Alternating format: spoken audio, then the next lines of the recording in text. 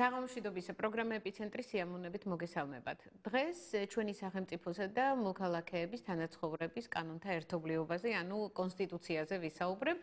ალბათ არც არის გასაკვირი, რადგანაც ამ ბოლო, ასე ვთქვათ, დღეებში ყველაზე მეტი ნებათაღელო, ბევრი, ასე ვთქვათ, სანერვიულო ქონდა, მაგრამ კონსტიტუცია იყო ის საკითხი, რომელმაც ჩვენი საზოგადოების, ასე ვთქვათ, დაყოფა განაპირობა და აზრთა სხვადასხვაობაც, თუმცა მიუხედავად ამისა, საპარლამენტო უმრავლესობამ მეორე მოსმენით უკვე მიიღო ის ცვლილებები, რომელსაც აპროტესტებდა როგორც საპარლამენტო ოპოზიცია, ასევე პარლამენტ გარეთ დარჩენილი პოლიტიკური ძალები, არასამთავრობო სექტორიც. დღეს ჩემი გადაცემის სტუმრები იქნებიან ბატონები გიორგი ნონიაშვილი, იგი საკონსტიტუციო კვლევების ცენტრს წარმოადგენს და ბატონი ალიკო ცქიტიშვილი, ადამიანის უფლებათა დაცვის ცენტრი. მოგესალმებით ბატონებო. მოგესალმებით.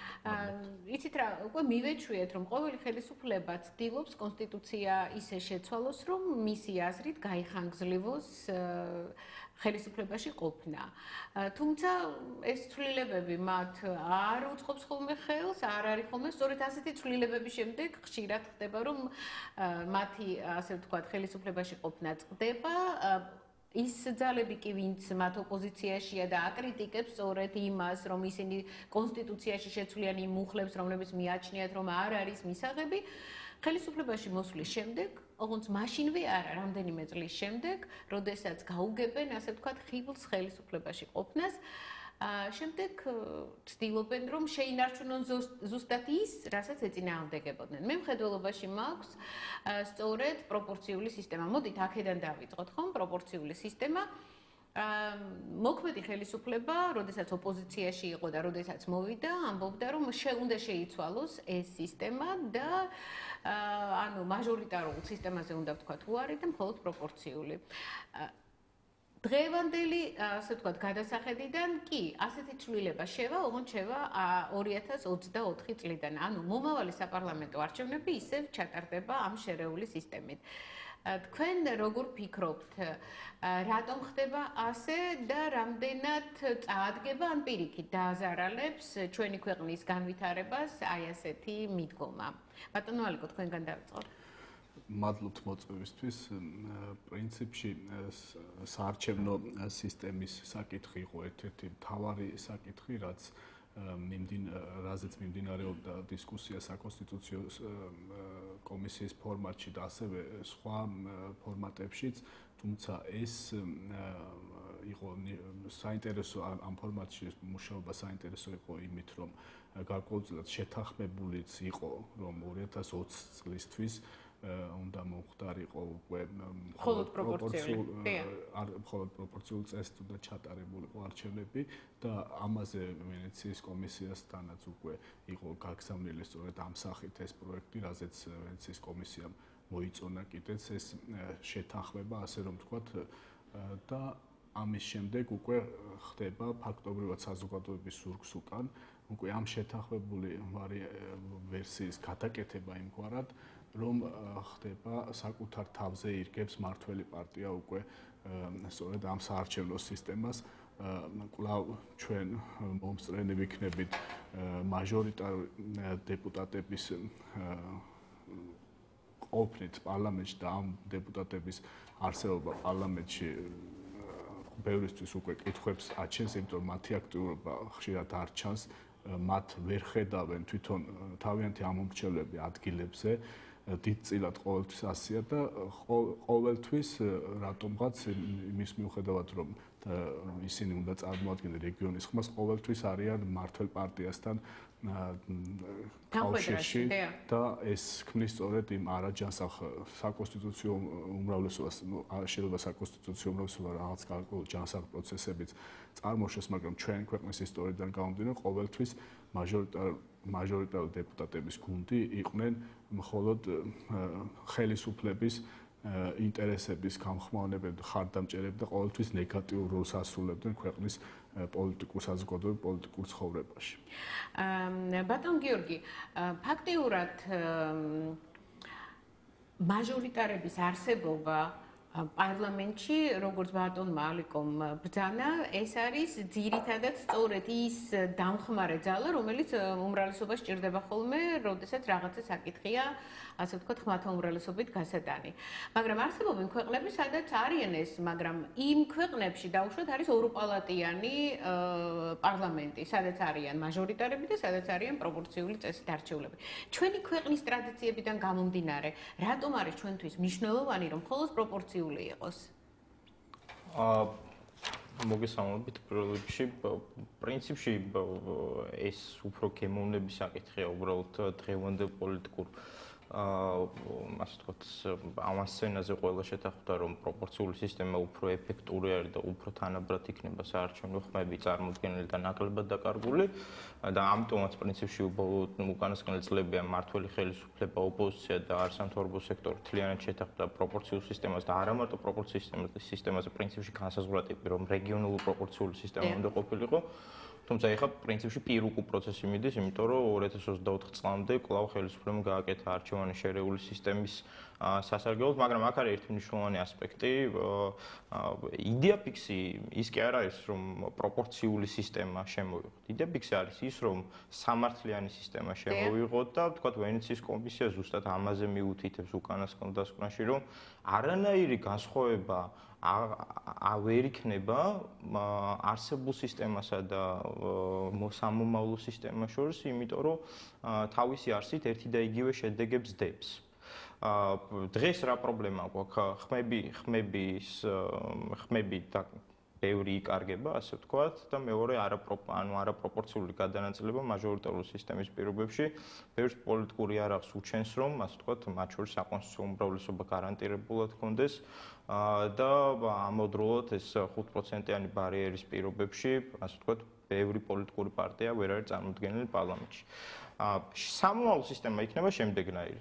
კვლავ ნარჩუნდება 5%-იანი ბარიერი, პროპორციული სისტემაზე უნდა გარდაიქმნას შერეული სისტემა, ბლოკები იკრძალება და გაუნაწილებელი მანდატები ბონუსად მიეკუთვნება პირველ ადგილზე გასულ პარტიას, გამარჯვებულ პარტიას. ვენეციის კომისიის აზრით ეს არის მიუღებელი, იმიტომ რომ არსებითად იგივე შედეგებს დებს, თუმცა პრინციპში მარტივი მათემატიკური დათვლებით აღმოაჩენთ, რომ არათუ არსებითად იგივე შედეგებს, უარეს შედეგებს დებს, იმიტომ რომ იმდენად ბევრი შეიძლება იყოს გაუნაწილებელი მანდატები, რომ პრინციპში არანაირი შემაკავებელი ძალა არ არსებობს და საპარლამენტო, ასე ვთქვათ, დომინირებას ან მკვეთრად იქნება წარმოდგენილი პირველ ადგილზე გასული პარტიის შემთხვევებში.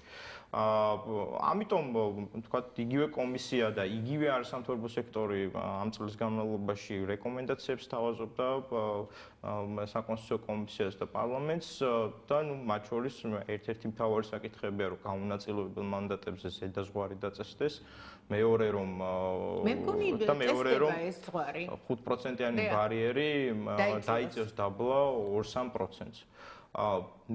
მე მაინდამაინც ვერ ვიტყვი ხა ამ კონკრეტულ შემთხვევაში რა იქნება და როგორ იქნება, ცხადია საპარლამენტო უმრავლესობამ მათ შორის რაღაცა იდეები გამოთქვა ამ გაუნაწილებელი მანდატების ცვლილებაზე, მაგრამ საბოლოო ჯამში ხო შავით თეთრზე ჯერ კიდევ ყველაფერი არ ჩამოყალიბებულა, ჩვენ გვეგონა რომ რაღაცეები დასრულდა ეს პროცესი და ჩამოყალიბდა, თუმცა ეს არ არის იგივე, არჩევნების თემა რო არ ავიღოთ, მეორე ეროვნული უსაფრთხოების ჩარჩო დღეს ფაქტიურად ეროვნული უსაფრთხოების ჩარჩოს ერთ დღეში იცვლება, ხო? აი დღეს რაღაცა მთლიანად შეიცვალა ხედვა საპარლამენტო უმრავლესობამ ეროვნული უსაფრთხოების ჩარჩოს შემთხვევაში. ეს არის პრობლემა, ესე რო წყდება საკითხები, ეს პრობლემა, ამაზე ასევე ვენეციის კომისია მიუთითებს, ის თვლის, რომ საკონსტიტუციო კომისიის მუშაობის ფარგლები, რომელიც რაღაცა დროში განსაზღვრული იყო 4 თვის ვადაში, არ იყო საკმარისი, არ იყო ნათელი, არ იყო ნათლად განსაზღვრული კრიტერიუმები, როგორ დაკომპლექტდა ეს კომისია.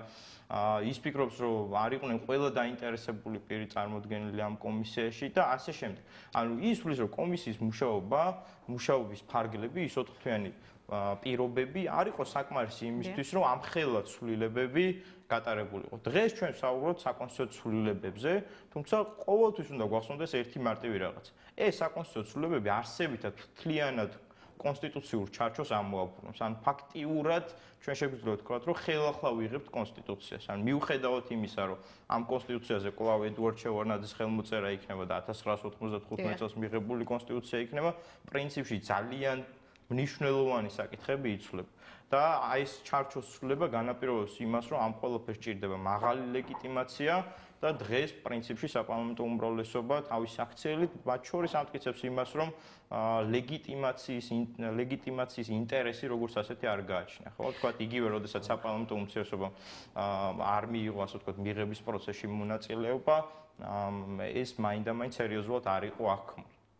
დიახ, რა თქმა უნდა, ფაქტიურად ლეგიტიმაცია ძალიან მტკივნეული თემაა, იმიტომ რომ ლეგიტიმაციას, როდესაც კარგავს ხელისუფლება, ეს ნიშნავს, რომ ქვეყანა შედის турბულენტურ ზონაში, იმიტომ რომ როდესაც ფაქტიურად ლეგიტიმაცია ეს ნდობა და როდესაც შენი გადაწყვეტილების მიმართ ასეთი, ასე ვთქვათ, დაბალი ნდობაა, რომ შენს ინტერესებში იღებ ყველა კანონს, მე ვფიქრობ, რომ ამ დროს ყოველი მოქალაქის უფლება ირღვევა. ბატონო ალეკო, რა შეიძლება აი ლეგიტიმაციის ფარგლებში, კანონის ფარგლებში რა შეიძლება დაუპირისპირდეს ასეთ ერთპიროვნულ ძალიან მნიშვნელოვან გადაწყვეტილებებს. პირველ რიგში ასევე რაც ითქვა დავამატებ, რომ ძალიან დიდი პრობლემა იყო ფორსირებულ რეჟიმში ამ პროცესის წარმართვა. თავიდანვე, როცა არასამთავრობო ორგანიზაციები შეხვდით პარლამენტის თავმჯდომარეს, რომელიც იმავდროულად იყო კომისიის თავმჯდომარე, მან აღნიშნა, რომ 4 თვეში ეს უნდა ყველაფერი უკვე უნდა ყოფილიყო გამზადებული იმისთვის, რომ გადაგზავნილიყო ვენეციის კომისიისთვის და მე სახალხო განხილვაც უნდა მოსწრებულიყო რაღაც 4-5 თვეში და 5 თვეში უნდა მიიღო მართლმსწავლად ფაქტობრივად ახალი კონსტიტუცია, მიუხედავად იმისა, რომ მართლაც ედუარდ შევარდნაძის ხელმოწერით იქნება, რეალურად არის ბევრი ფუნდამენტური მნიშვნელოვანი ცვლილება, მათ შორის მუხლებიც კი სხვადასხვა მუხლები იცვლება, ანუ ამქედან გამომდინარე ეს მაშინვე გაგვიჩნდა ჩვენ არასამთავრობო ორგანიზაციებს კითხვები, თუ რატომ ხდება ესე დაჩქარებულად. მე პირადად ამ კითხვაზე პასუხი დღემდე ვერ მიპოვია, თუ სად ეჩქარება ხელისუფლებას, ანუ რატომ არის მისთვის ასე მნიშვნელოვანი, რომ თუნდაც ეხლა რაც ხდებოდა, რომ პრეზიდენტმა არ მიცა საშუალება პარლამენტს თითქოს რომ შეკრებილიყო, მაგრამ ისე ანუ რიგარეშეზე აქვს თვითონ პარლამენტს საშუალება მაინც შეიკრიბოს და მაინც შეიკრიბნენ და უკვე მეორე მოსმენით არის მიღებული, ასე რომ ვთქვათ, ჩქარიტაშით. ეს პროცესი არის ჩემთვის ამოუცნობი და ეს ლეგიტიმაციასთან დაკავშირებით სწორედ ესეც არის თავარი კითხვა, იმიტომ რომ საზოგადოებას უჩნდება განცდა, რომ მის გარეშე, მისი ჩართულობის გარეშე ხდება მნიშვნელოვანი დოკუმენტი, ეს არის ქვეყნის თავარი კანონი, რომელიც სასურველია, რა თქმა უნდა, რომ კონსენსუსის წესით იყოს მიღებული, მაგრამ ისტორიაც გვიჩვენებს, რომ კონსენსუსი აქამდე არ იყო, მაგრამ ეს არ ნიშნავს, რომ ჩვენ რაღაცა ახალ ტრადიციაში ცვლილება არ შევიტანოთ. ეს პოლიტიკური კულტურის დაბალ დონეზე მეტყველებს, როდესაც კონსენსუსს არ ენიჭება ისეთი მნიშვნელობა, რომელიც უნდა ენიჭებოდეს. ვენეციის კომისია როგორ შეხედავს ამ ყველაფერს და რა შეიძლება, რომ ევროპისკენ მიმავალი ქვეყნისთვის იყოს დავუშვათ დამაზიანებელი აი ასეთი მოვლენების ფონზე. მან ხო პრინციპში ჩამოაყალიბა თითქმის ყველა საკითხთან დაკავშირებით ხედვები და აი შემდეგი ნაბიჯი რა შეიძლება იყოს? გაიზიარა რაც ჩვენმა არასამთავრობო სექტორმა, შემდეგი ნაბიჯი ვისი ვენეციის კომისიის შემდეგი ნაბიჯი რა სანქციებს ვენეციის კომისია ვერცერთ შემთხვევაში ვერ დაუწესებს. ჩვენ სარეკომენდაციო ხასიათის დასკვნას ვიღებთ იქიდან და ეს პრინციპი შეგვიძლია ვთქვათ, რომ სავალდებულოდ შესაძლებელი არ არის და ჩვენ პრაქტიკაში გვაქვს ისეთი მომენტები, როცა მათ შორის წინა ხელისუფლება შეუსრულებია და ასევე გვაქვს პრაქტიკაში ისეთი მომენტები, როცა არ შეუსრულებია და არ გაუზიარებია ეს რეკომენდაციები. და ყურადღება უნდა გამოვახილოთ იმ საკითხზე, რომ ვენეციის კომისია სამართლებრივ ნაწილზე მუშაობს და აი კიდევ ცალკე არის პოლიტიკური კონტექსტის საკითხი. თუმცა მე შემიძლია ვთქვა, რომ ბოლო დასკვნაში ასე ვთქვათ პოლიტიკური კონტექსტის გაიზიარა, რაც წინა დასკვნაში იშვიათი იყო ხოლმე, აი განსაკუთრებით საინტერესო იყო, როდესაც პრეზიდენტის საკითხზე მსჯელობდა. დღეს ვენეციის კომისია გვეუბნება, რომ პრეზიდენტის ინსტიტუტი აუცილებელია, იმიტომ რომ ეს არის ერთპალატიან სისტემაში ერთადერთი დამაბალანსებელი საპარლამენტო უმრავლესობის ძალაუფლების გამყარების და შესაბამისად მან დაინახა პრეზიდენტის უფლებების გაზრდის საჭიროება. და პრინციპში პოზიტიურად შეაფასა, მათ შორის ის, რომ 2024 წლისთვის არის გადატანილი, ასე ვთქვათ, არაპირდაპირი არჩევნები, ანუ ამ კონკრეტულ შემთხვევაში შევაჩერეთ. პრობლემა როგორც ასეთი, აი პრეზიდენტთან დაკავშირებით არ არის იმაში, რომ პირდაპირი იქნება თუ არაპირდაპირი. ფუნქციურად რა. არაპირდაპირი არჩევნები, ასე ვთქვათ, ევროპული ტრადიციების ნაწილი არის. მაგრამ მეორე საკითხი არის პრეზიდენტი, როდესაც არსებობს, რის დაბალანსებას ფუნქციურად რა შეუძლია მან ფუნქციურად რა შეუძლია აქ. დღეს პრინციპში შეგვიძლია ერთადერთი რაღაც ვთქვათ, რომ საპარლამენტო უმრავლესობას პრინციპში სურვილი აქვს, რომ მთლიანად ფუნქციოდ დატოვოს, იმიტომ რომ უკანასკნელი, ასე ვთქვათ, მთავარი ვალდებულება, რაც იყო ეროვნული უსაფრთხოების ჩარჩოსთან მიმართებით პრეზიდენტის, როცა საგანგებო საომარ მდგომარეობებზე რაღაც უფლებები ჰქონდა და მნიშვნელოვანი უფლებები და ეროვნული უშუალოების საბჭოს ხელმძღვანელობდა, პრინციპში ეს ბერკეტიც უნდა რომ საპარლამენტო უმრავლესობას გამოაცალოს. რატომ არის ეს პრობლემა? ერთის მხრივ ეს ხელისუფლებას საშუალებას მისცემს, რომ უკონტროლო დარჩეს, მეორეს მხრივ უსაფრთხოების ჩარჩოს ხრივად ძალიან საინტერესოა. ანუ პრეზიდენტის ინსტიტუტის საჭიროება, როგორც ასეთი, ეს ორმაგი აღმასრულებელი ხელისუფლების საჭიროება განისაზღვრება იქიდან, რომ შეიძლება რაღაცა მომენტი დადგეს, როდესაც აღმასრულებელი მთავრობაც პარლამენტის უფუნქციოდ დარჩეს, ამ ინსტიტუტებმა ვერ იფუნქციონირებს, მაგალითად, მათ შორის საომარი მდგომარეობის პირობებში და ვიღაცა უნდა არსებობდეს გადაწყვეტილების უნარიანი, რომელიც სწრაფ გადაწყვეტილებებს მიიღებს. პრინციპში ეს ლოგიკა მთლიანად გამოვარდნილია დღევანდელ საკონსტიტუციო კომისიის ლოგიკიდან. მეორე საკითხი, რომ ვენეციის კომისია მნიშვნელოვნად ხედავს პრეზიდენტის უფლებამოსილებების ისეთ დატოვებას, როგორც არის, მათ შორის სასამართლო სისტემასთან მიმართებით, მათ შორის სასამართლო სისტემასთან მიმართებით. მესამე საკითხი, რომ მას მიაჩნია, რომ პრეზიდენტი შეიძლება იყოს მან შეიძლება მონაწილეობა იყოს მათ შორის ფინანსურ პოლიტიკასთან დაკავშირებით. იგივე ეს ყმადაღებული 94 მუხლი, რაც არის თავისუფლების აქტი, როდესაც გადასახადების წესის სრულება მხოლოდ რეფერენდუმით შეიძლება. ვენეციის კომისიამ ერთ-ერთი აზრი გამოთქვა ის, რომ პრეზიდენტს შეიძლება შეეძლოს ხალხისთვის წარდგენა, ინიციატივი შეიცვალოს თუ არა საგადასახადო სისტემა. ანუ მასზე შეიძლება იყოს ეს დამოკიდებული, ვთქვათ, საპარლამენტო განხილვები შეიძლება არსებობდეს, მაგრამ მაინც შუარგოლი, ასე ვთქვათ, შეიძლება პრეზიდენტი იყოს. და მეორე მხრივ გამოსავალი არის, რომ თუ ესე არ არის, მაშინ ორპალატიანი, ანუ ბიკამერალური სისტემა უნდა არსებობდეს, რომ რაღაცა აბალანსებდეს, ანუ სენატი აბალანსებდეს პარლამენტს, ასე ვთქვათ. რაც, ამაზე მსჯელობა ეხლა ზედმეტია, იმიტომ რომ საერთოდ არ ყოფილა ამაზე მსჯელობა, პრინციპში არასდროს გარდა ეს სამეცნიერო განხილვებისა. და ამ ბიკამერულ სისტემასაც, ორპალატიან სისტემასაც თავისი ნაკლები აქვს, ხომ, რა თუნდა ამას ლაპარაკი. მაგრამ საბოლოო ჯამში მივიდივართ იქამდე, რომ ყველა შემთხვევაში ის დასკვნები, რაც ვენეციის კომისიამ გააკეთა, გასაზიარებელია, იმიტომ რომ მთლიანად აი ამ შეკავება გაწონასწორების მექანიზმზე დაეფუძნა მისი ლოგიკა პრეზიდენტისა და საპარლამენტო ხელისუფლების ურთიერთობის პირობებში. და თუ ესე არ იყო, ანუ კითხვა და რა თქმა უნდა გაჩნდება, რომ თუ ესე არ იყო, რა მოხდება, ძალიან მარტივი რაღაცა მოხდება, რომ ნებისმიერ ხელისუფლებას შეიძლება ჰქონდეს ნება, რომ მისი ძალაუფლება გაზარდოს და ჩაახშოს, ასე ვთქვათ, თავისუფალი ხმა. და თუ ამის შემაკავებელი არაფერი არ არსებობდა, ყოველთვის შეძლებს ამის გაკეთებას და ისევ იმ, ასე ვთქვათ, ჩაკეტილ წრეში დავბრუნდებით, რაზეც ვსაუბრობთ ბოლო 25 წელია პრინციპში. დიახ, სამწუხაროა, მე როდესაც თემას ვაანონსებდი, ვთქვი, რომ კონსტიტუცია არის სახელმწიფოზე და მოქალაქეების თანაცხოვრების კანონთა ერთობლიობა.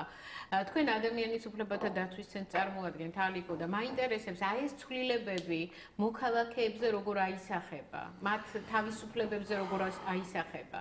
იმიტომ რომ არჩევნების თავისუფლება და უფლება ეს არის ერთ-ერთი გადამწყვეტი დემოკრატიული ქვეყნისთვის, ხომ?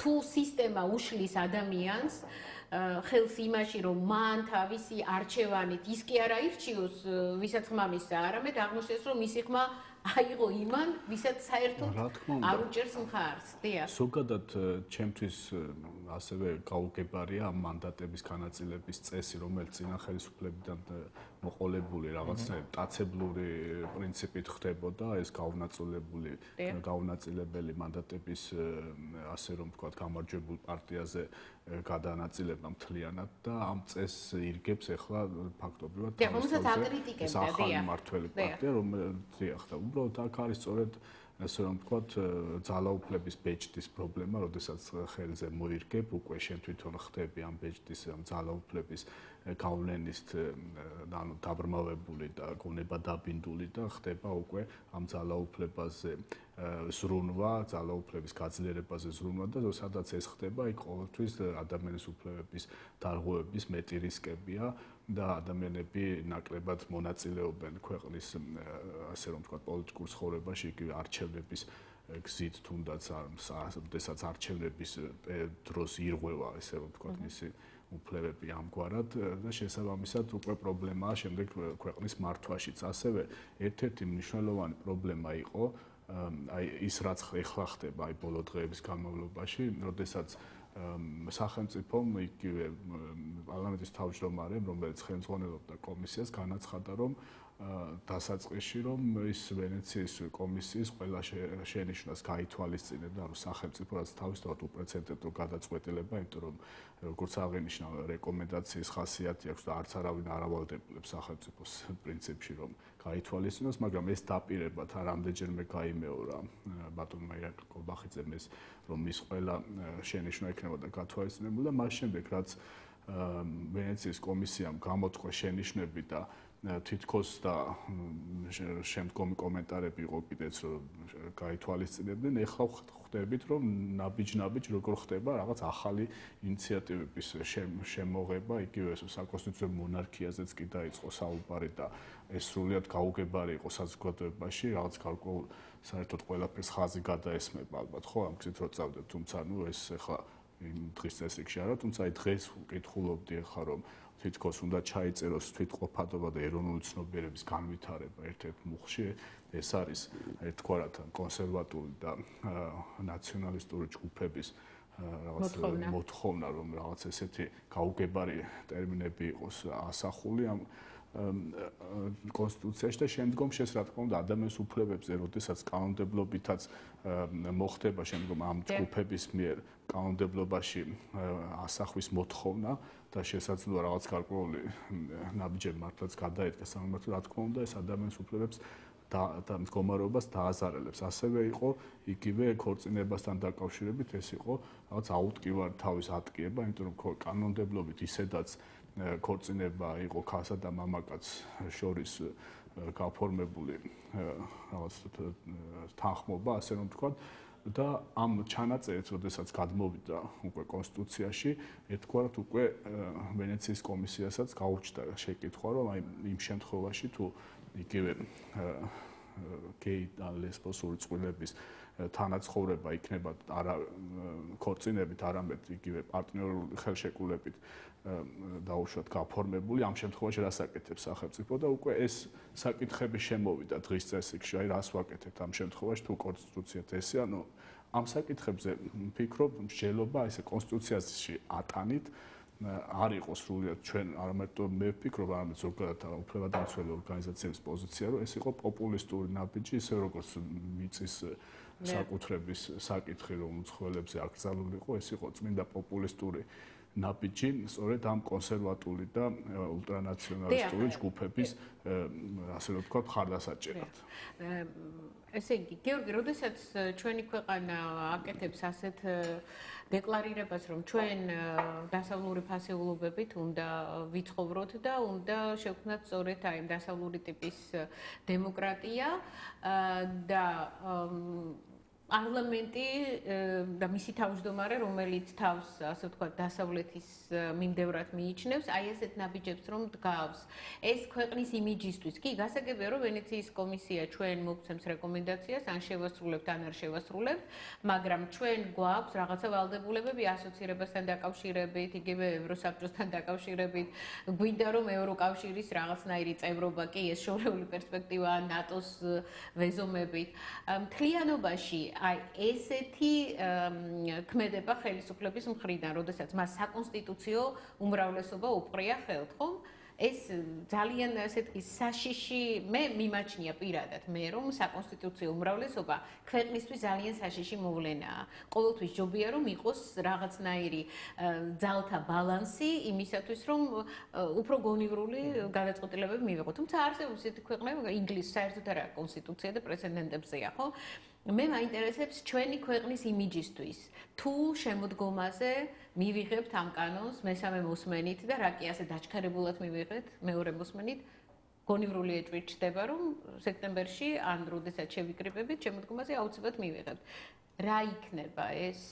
ნუ დააზარალებს თუ არა ეს ქვეყნის იმიჯს, ამაზე ხომ ასე მარტივად მე ვერ ვილაპარაკებდი, იმიტომ რომ დააზარალებს მაშინ, როდესაც ეს ყველაფერი იმუშავებს და როდესაც პრაქტიკაში აღსრულდება ის რისის ქვეშინია, მათ შორის აი ძალთა ბალანსის საკითხებში, მათ შორის ეროვნული უსაფრთხოების საკითხებში და როცა იმუშავებს და როცა ადამიანები დაინახავენ, მათ შორის საერთაშორისო საზოგადოება, რომ ეს ყველაფერი მაინდა-მაინც დემოკრატიულად არ მუშაობს, ცხადია, რომ მერე შეიძლება მათ შორის კრიტიკის ქარცეცხლში მოვექცეთ და ჩვენი ასე ვთქვათ, რაღაც იმიჯი საერთაშორისო არენაზე დაზრალდეს.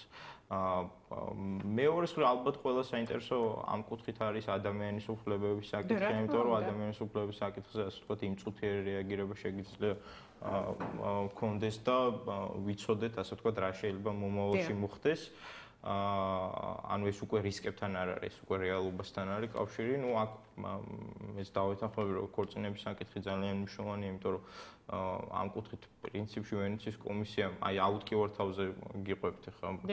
ვენეციის კომისიამ პირდაპირ გითხრა, რომ კი ბატონო, ჩაწერეო კონსტიტუციაშიო, მაგრამ მაშინო სამართლებრივი აღიარება გააკეთეო ნებისმიერი წყვილის, მათ შორის ჰომოსექსუალური წყვილის. სამართლებრივი აღიარება რას ნიშნავს, რომ იგივე გარანტიები შესთავაზო სამართლებრივად, რაც ნებისმიერ წყვილს აქვს, ნებისმიერ ჰეტეროსექსუალ წყვილს აქვს თანაცხოვრების პირობებში. ეს შეიძლება იყოს მაგალითად მემკვიდრეობის უფლება, როდესაც ერთი ადამიანი გარდაიცვლება და მისი ასე ვთქვათ მეწყვილეს უნდა დარჩეს მემკვიდრეობა. ხო, აი დღეს ესეთი გარანტიები არ აქვს და ვენეციის კომისიამ თქვა, რომ აი ეს გარანტიები უღიარება მას. ანუ ხელისუფლებამ კი აიტკივა თავი, მაგრამ ეხლა უარესად მოუწევს ატკივება, თუ უნდა რომ ის სტანდარტები, ადამიანის უფლებების სტანდარტები შეასრულოს. ან იგივე რელიგიის თავისუფლების ნაწილში. ვერ ითვლება ეს რისკები. ეს არის არაკვალიფიცირების ბრალი, თუ ეს არის იმის ბრალი, რომ გადაწყვეტილება საბოლოობს იღებენ არაიურისტები უკაცრავად. მაინდა-მაინც ვერ ვიტყვით, რომ არაიურისტები იღებენ საბოლოო გადაწყვეტილებას, ხადეხი იურისტები ძალიან აქტიურ მონაწილეობას აკეთებენ, მათ შორის აი პოლიტიკურ სამართლებრივ საკითხებზე, რასაც კონსტიტუცია ქვია. მაგრამ ნუ პრობლემა უფრო არის პოპულიზმში. პრობლემა არის პოპულიზმში, როცა ასე ვთქვათ, მათ შორის წინასაარჩევნოდ ელექტორატის მოზიდვა გინდა და იგივე ქორწინების საკითხი არაფერი არ იყო თუ არა ელექტორატის მოსაზრდად გამიზნული ინიციატივა, რაც საბოლოო ჯამში ბოლოს თავის ტკივილად იქცა. იგივე პრობლემა იყო მიწებთან დაკავშირებით, ხო, რომ ესე იგი უცხოელებისთვის ვკრძალოთ მიწების ყიდვას,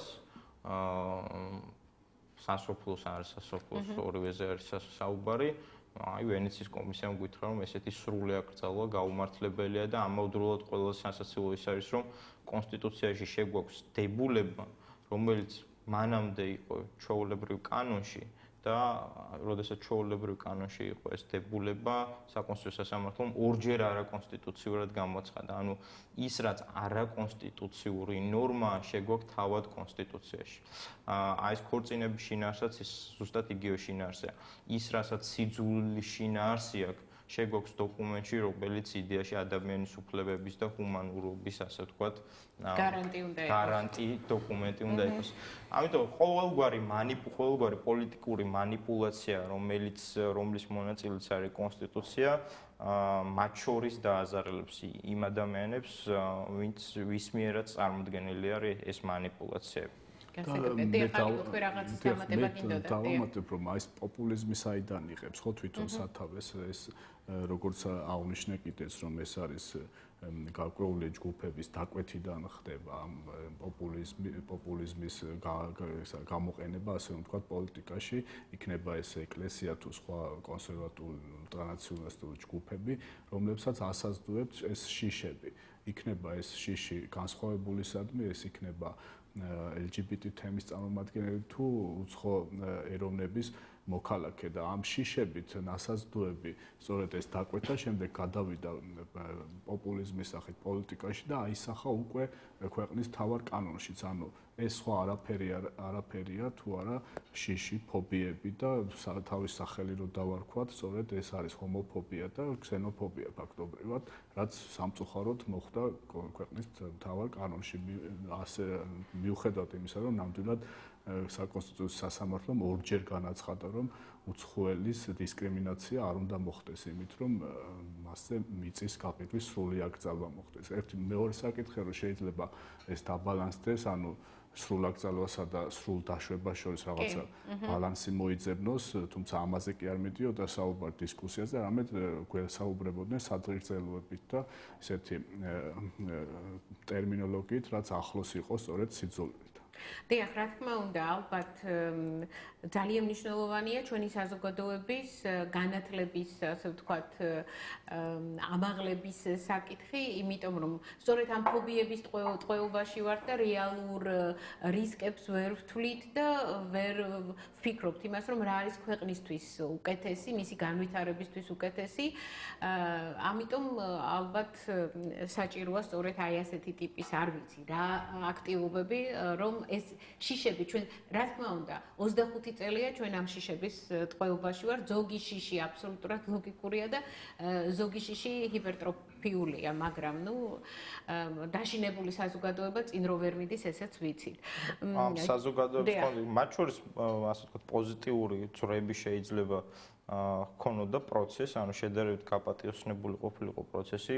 პოლიტიკური ჯგუფები კიდევ უფრო აქტიურები რო ყოფილიყვნენ. ანუ ყველაფერს საზოგადოებას ვერ დავაბრალებთ, ეს არ იქნება სწორი. მაგალითად, პრეზიდენტს შეეძლო აქტიური თანამონაწილეობა მიიღო ამ პროცესში და მათ შორის ღიად დაპირისპირებოდა აი ამ სრულ, ასე ვთქვათ, სრულ პოპულიზმს მათ შორის იმ პრინციპებთან დაკავშირებით, რომელიც ახლაც შეიმუშავეს. მაგალითად, სარეფერენდუმოდ ან იგივე პლებისციტზე გატანილი იყო საკითხები აი საარჩევნო პრინციპების შესახებ, ან პრეზიდენტის პირდაპირი ან არაპირდაპირი დანიშვნის შესახებ. ან არსებობს საქართველოში პოლიტიკური ჯგუფები, სახელმწიფო ინსტიტუტები, რომელსაც შეეძლოთ, ასე ვთქვათ, პოზიტიური ძრები შეექმნა ეს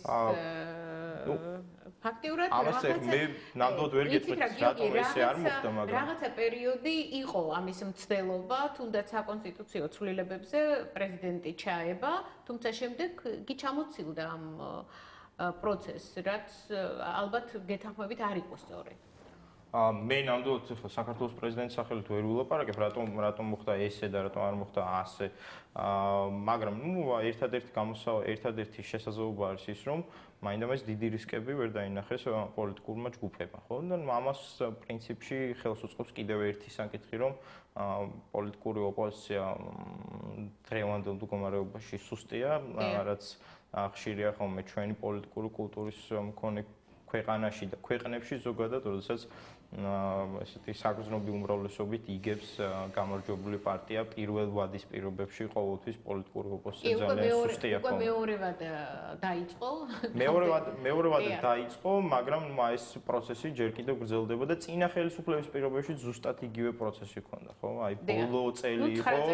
ასე რომ მეორე ვადის ბოლო წელი იყო განსაკუთრებით ცხელი. დანარჩენი, ასე ვთქვათ, ესე ავტომატურად გრძელდებოდა. არ გვინდა ეს ცხელი წლები, გვინდა გონივრული, ასე ვთქვათ, გონივრული პოლიტიკით მოსული. აი, ამიტომაც არის ზუსტად არჩევნები ძალიან მნიშვნელოვანი საკითხი, იმიტომ რომ ეს არის ერთადერთი შესაძლებლობა, რომ ის ცხელი წლები არ გქონდა და ამიტომაც ვლაპარაკობ სინამდვილეში ამდენ არჩევნებზე, იმიტომ რომ თუ შემდეგ საპარლამენტო არჩევნებზე ან იგივე თბილისის მერის არჩევნებზე და ასე შემდეგ ის შედეგები არ მიიღო საზოგადოებამ, რომელიც ზუსტად ასახავს საზოგადოების პოზიციას, ხო?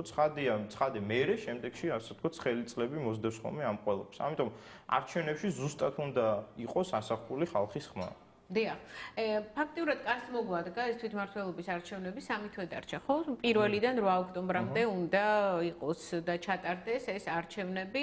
აქაც ცვლილებებით მივედით ამ არჩევნებამდე, რომელიც ასევე ნებათაღელვის პირადად მე მიმაჩნია, რომ რაღაცნაირად დემოკრატია შევზღუდეთ, იმიტომ რომ თვითმმართველობა ყველაზე ხელმისაწვდომი ხელისუფლება ადამიანისთვის და იყოს დანახარჯები, მაგრამ უფრო მეტი იყოს ეს, ასე ვთქვათ, თვითმმართველი ორგანოები. მე ასე მიმაჩნია, თუმცა მე იურისტი არა ვარ. მაინტერესებს, ალიკო, თქვენ როგორ ვარაუდობთ აი ამ ცვლილებების ფონზე, როგორი თვითმმართველობა გვექნება? ეს იქნება რეალურად ის შედეგები, რომელიც ხალხის განწყობას, ასე ვთქვათ, შეესაბამება, თუ აქაც იქნება რაღაცა სწორედ ამ ცვლილებებზე მიბმული სურვილი, რომ შევინარჩუნოთ ხელისუფლება, ანუ ქვეყნის ან მმართველობის დეცენტრალიზება ეს არის ასე რომ ვთქვათ, აუხსნელი ოცნებად იქცა, იმიტომ რომ 20 წლის განმავლობაში მუდმივად ვლაპარაკობთ ამაზე, რომ მნიშვნელოვანია, რომ მოხდეს დეცენტრალიზება, მართვის, ასე რომ ვთქვათ, ფუნქციების განაწილება რაიონებზე, მართვის მეტი სტიმულის მიცემა, თუნდაც იგივე ფინანსების მართვის და შემოსავლების ადგილზე დატოვებით, თუნდაც ამისთვის გარკვეულ წინგადადგმული ნაბუჯები იყო სწორედ თუ არ ვცდები 2014 წელს, როდესაც იქნა ცვლილებები მიღებული და იგივე თვითმმართველი ქალაქების რაოდენობა გაიზარდა და დღეს უკვე ვაკეთებთ აბსოლუტურად საპირისპირო ნაბიჯს ვდგამთ, ასე რომ ვთქვათ, როგორც არის ნათქვამი, რა ქვია, ერთი ნაბიჯი წინ, ორი ნაბიჯი უკან დაახლოებით ესეთი რაღაც გამოდის ბრუნდებით უკან და ის ყველაფერი, რაც ხარჯი იქნა გაწეული ცვლილებები, შესაბამის ცვლილებები გატარდა პრაქტიკაში, ამას ხაზე უნდა გადაესვას და რატომ?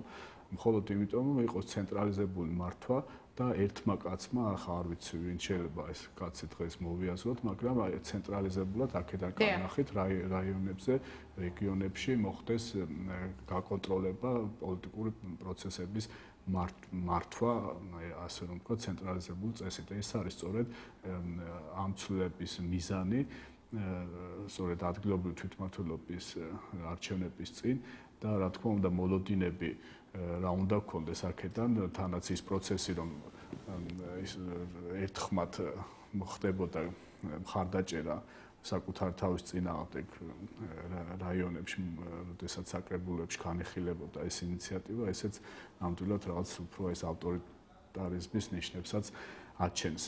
ამიტომ მოლოდინები, რა თქმა უნდა, უარესობისკენ უფრო გვაქვს და თქვენს პირველ შეკითხვაზეც შეიძლება უპასუხოთ, რომ საზოგადოება სხვა რა დარჩენია, თუ არა ის, რომ გამოვიდეს ქუჩაში საპროტესტო აქციებით და თავისი აზრი დააფიქსირო. ეს იმედია აქამდე არ მივალთ. მე ვფიქრობ, რომ აქამდე არ უნდა მივიდეთ, უნდა ხელისუფლებამ ეს რისკებიც გათვალოს და ბოლო შეკითხვა ფაქტიურად ამოვწურეთ ჩვენი გადაცემით, რომ გიორგი, აი თუ მივიღეთ ყველა ის ცვლილება, რომელიც აი ახლა მეორე მოსმენით მიღებულია, რომელი ქვეყნის მოდელს მიუახლოვდებით უფრო, რა ტიპის ქვეყნის მოდელს?